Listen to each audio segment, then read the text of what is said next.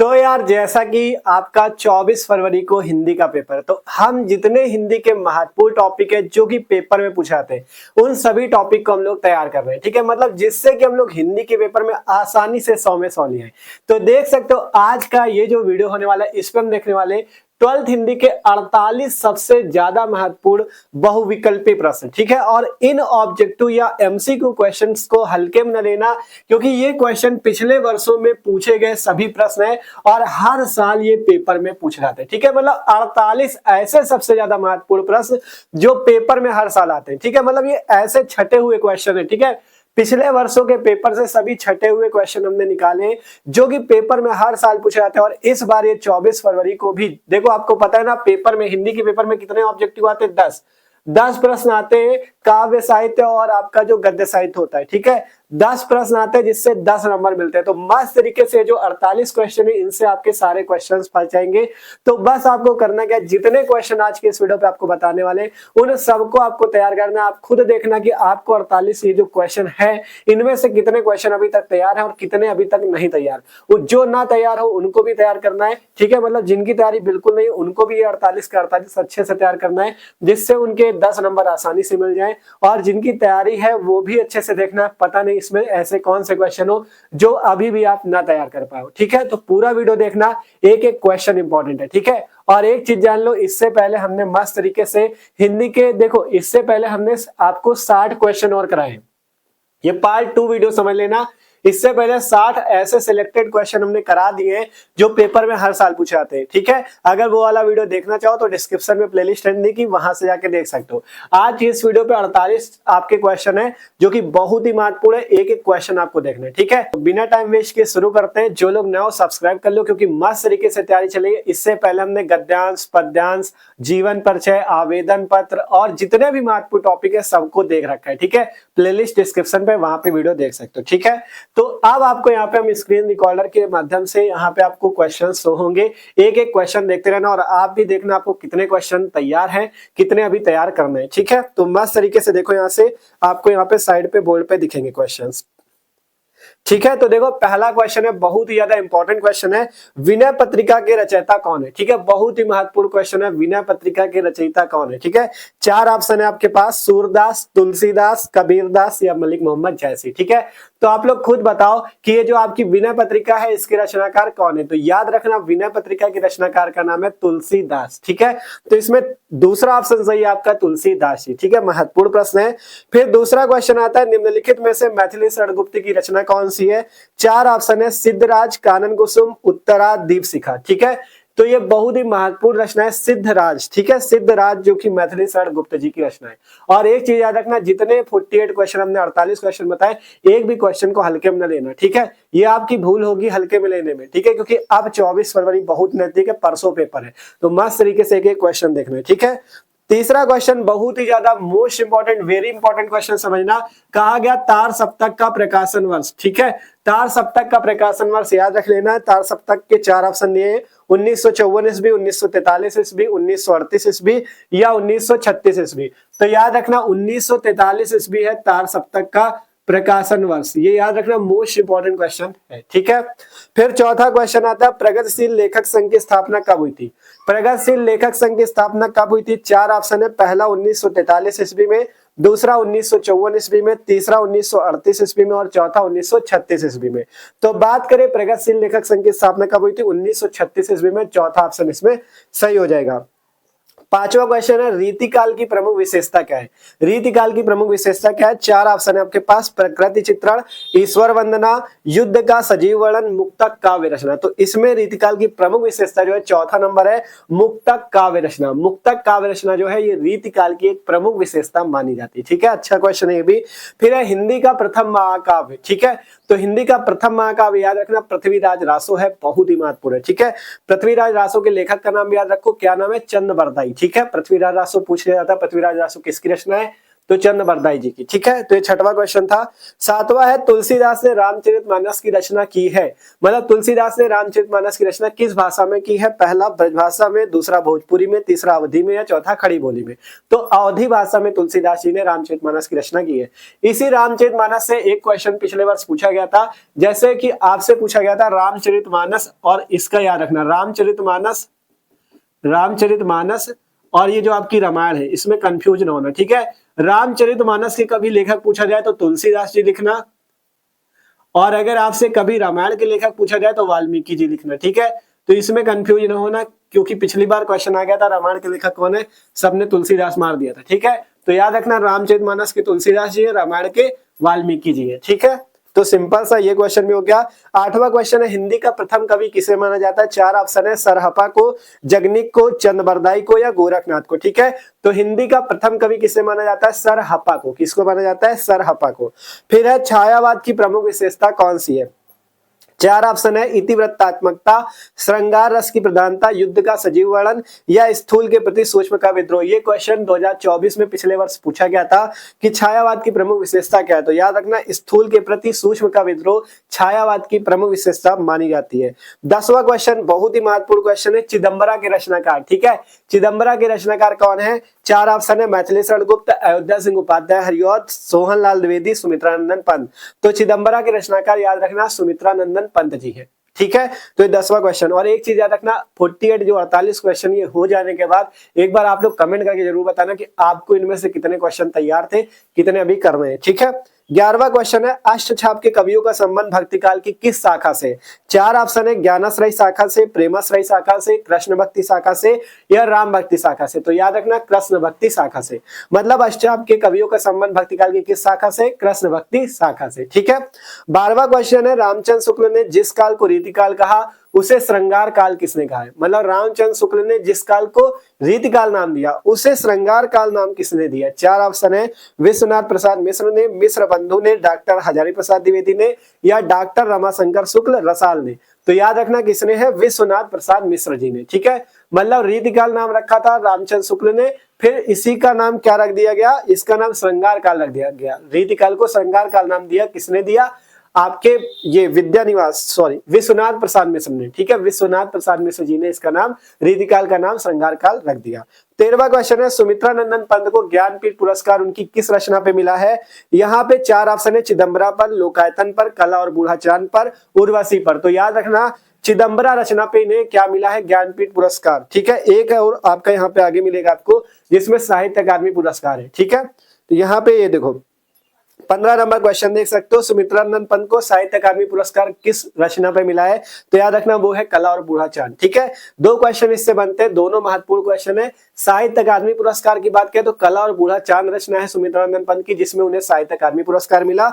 और ये 14 number question है कि सुमित्रानंदन पंत को भारतीय ज्ञानपीठ पुरस्कार किस रचना पे मिला है? तो वो चिदंबरा रचना है। ठीक है, दोनों क्वेश्चन इंपॉर्टेंट है। फिर आपका देखो यहाँ 14 दो बार पढ़ गए। ठीक है, क्वेश्चन अलग है। फिर अज्ञेय को ज्ञानपीठ पुरस्कार प्राप्त हुआ था। ठीक है, अज्ञेय को ज्ञानपीठ पुरस्कार किस रचना में प्राप्त हुआ था? चार ऑप्शन है, कितनी नावों पर, कितनी बार, आर्यो करुणा प्रभामय पर, आंगन के पार द्वार पर, ऐसा कोई घर आपने देखा है पर। ठीक है, तो याद रखना अज्ञेय को ज्ञानपीठ पुरस्कार मिला था कितनी नावों में कितनी बार पर। ठीक है, ये रचना भी इंपॉर्टेंट है, कितनी नावों में कितनी बार, किसकी रचना है? सच्चिदानंद हीरानंद वात्स्यायन अज्ञेय जी की, याद रखना। ठीक है, फिर है सुमित्रानंदन पंत को साहित्य अकादमी पुरस्कार मिला था, ये वाला तो हो गया कला और बूढ़ा चांद पे। ठीक है, फिर 16 क्वेश्चन है, परशुराम की प्रतीक्षा काव्य कृति किसकी है?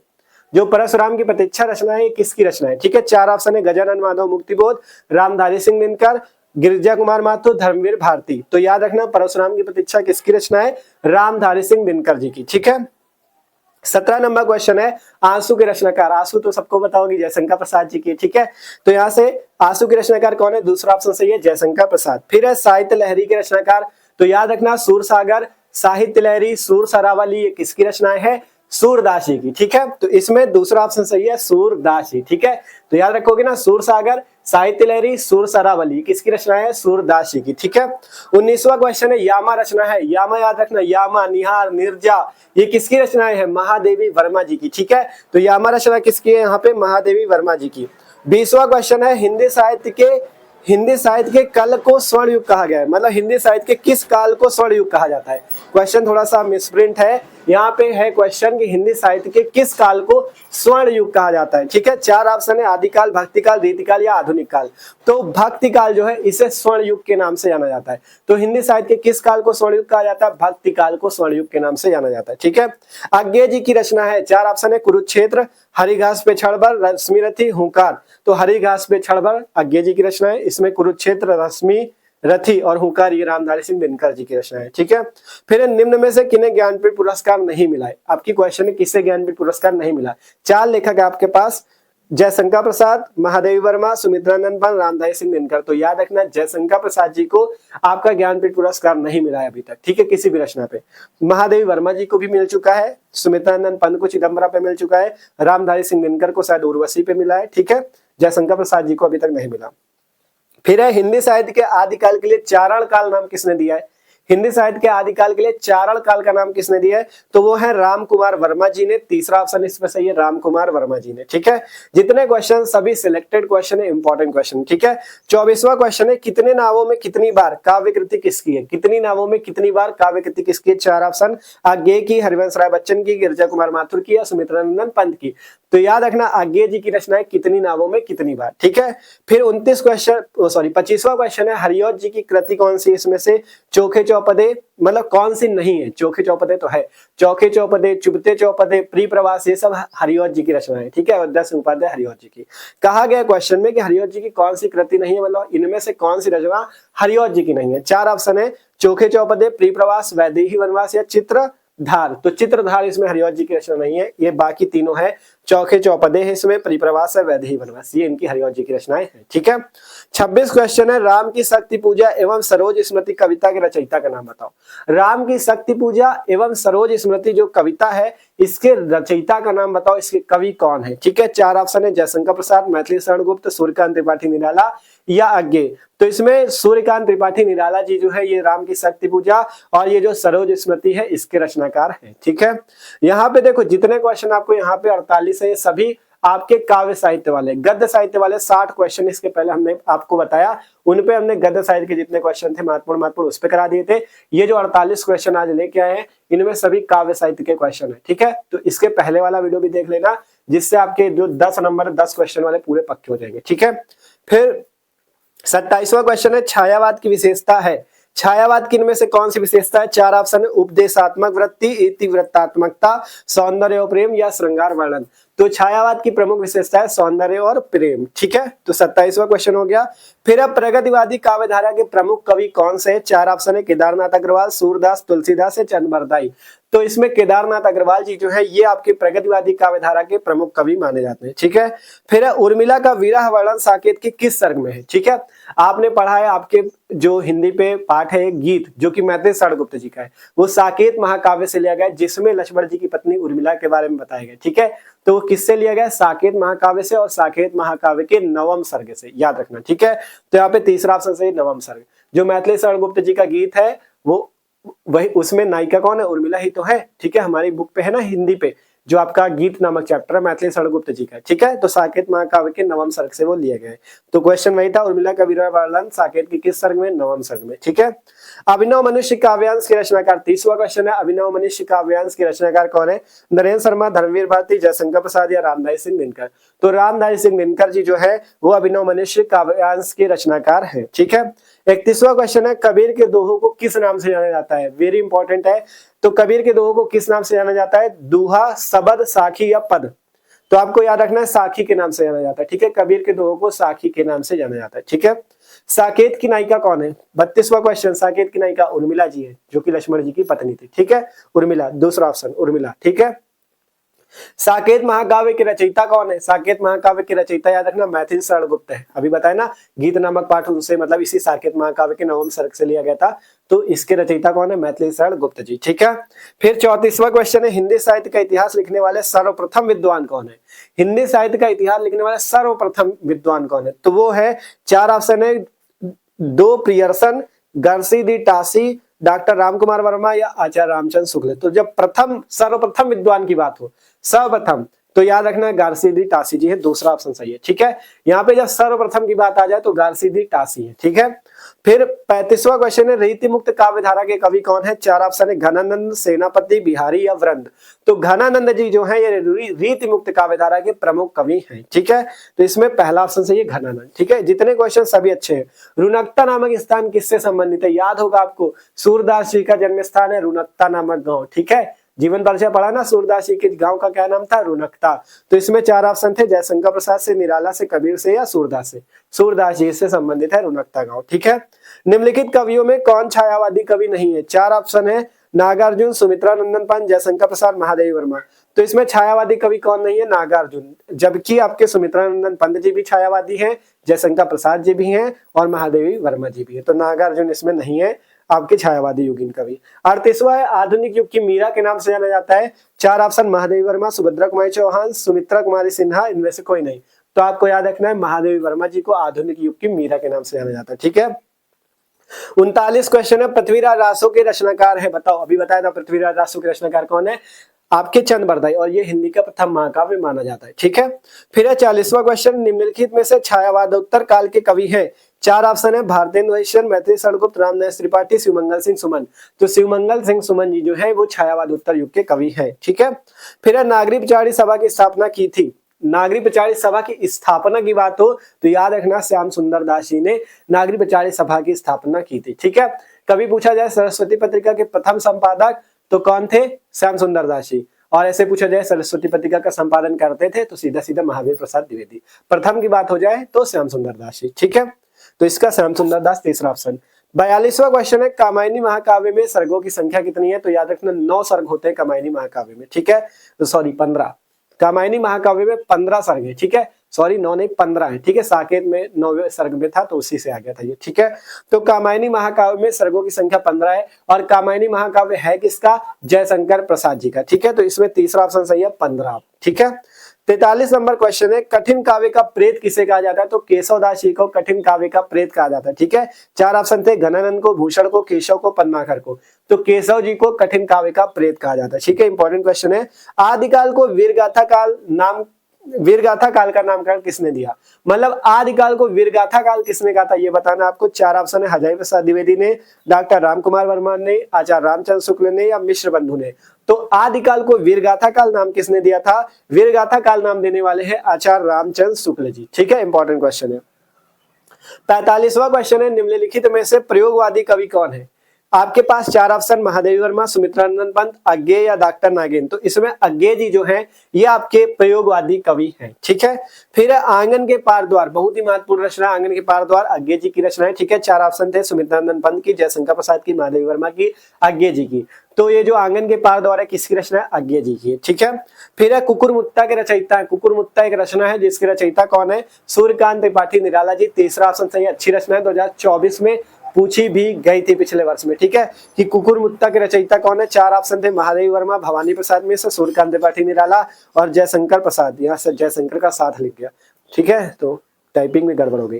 तो कुकुरमुत्ता के रचयिता है सूर्यकांत त्रिपाठी निराला। 48वां लास्ट क्वेश्चन है पवन दूतिका काव्यांश के रचयिता कौन है? तो आपको पता है पवन दूतिका के अयोध्या सिंह उपाध्याय हरिवंश जी। तो इस टाइप से 48 सबसे महत्वपूर्ण क्वेश्चन आपके कंप्लीट होते हैं। ठीक है, जितने क्वेश्चन थे सभी वायरल क्वेश्चन थे, इंपॉर्टेंट क्वेश्चन थे। अच्छे से देख लेना, आप लोग बताना कि कितने क्वेश्चन आपको इसमें तैयार थे और कितने आपको तैयार अभी करने। ठीक है, तो आशा करते हैं सभी क्वेश्चन समझ में। और आपको बताया ना, इससे पहले हमने 60 क्वेश्चन करा रखे।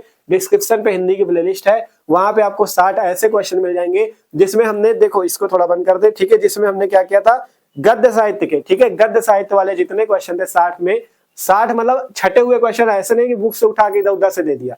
ये 60 पिछले वर्षों की पेपर से ढूंढे गए प्रश्न है जो कि बहुत ही महत्वपूर्ण थे, उनको देख लेना। ठीक है, और पिछले 5 वर्षों के पेपर वाले हमने अलग करा दिए थे, जिसमें 50 आपको बहुविकल्पी अलग कराए थे। ठीक है, तो वो वाला वीडियो भी आपको मिल जाएगा चैनल पे। और 48 क्वेश्चन वाला ये, अगर इनको मस्त तरीके से देख लेते तो आपका पूरा बेड़ा पार। ये 10 जो क्वेश्चन है 10 के 10 आप करके आओगे। ठीक है, तो आशा करते हैं सभी क्वेश्चन समझ में होंगे। आपसे कह रहे हैं प्लेलिस्ट आप चेक करना डिस्क्रिप्शन पे, 12th हिंदी महत्वपूर्ण टॉपिक वाली, वहां पे जाओगे आपको सिंपल से सारे वीडियो मिल जाएंगे। वहां पे गद्यांश, पद्यांश, संस्कृत गद्यांश, संस्कृत श्लोक, आपके आवेदन पत्र, निबंध, मतलब जितने टॉपिक है सभी हमने वहां कराए। ठीक है, तो मस्त तरीके से तैयारी कर सकते हो। 24 फरवरी को हम लोग बहुत अच्छे नंबर लाने वाले हैं। सब्सक्राइब कर लो चैनल को, क्योंकि मस्त तरीके से तैयारी चले। ठीक है, तो मिलते हैं अगले वीडियो पे। ठीक है।